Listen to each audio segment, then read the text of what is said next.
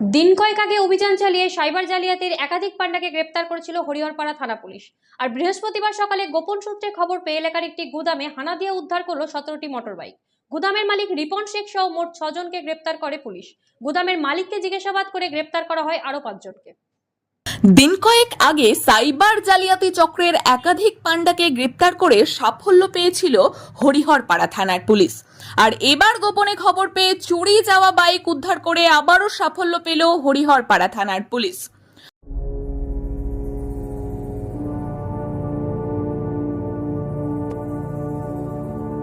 গোপনে খবর পেয়ে বৃহস্পতিবার সকাল সকাল মুর্শিদাবাদের হরিহরপাড়ার খলিলাবাদ এলাকায় রিপন শেখ নামের এক ব্যক্তির গুদামে হানা দেয় হরিহরপাড়া থানার পুলিশ।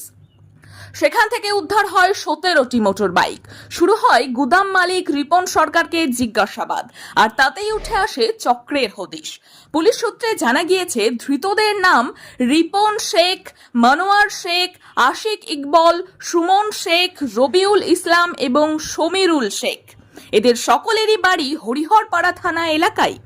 ধৃতদের বিরুদ্ধে 7 দিনের পুলিশি হেফাজতের আবেদন জানিয়ে জেলা আদালতে পাঠায় হরিহরপাড়া থানার পুলিশ।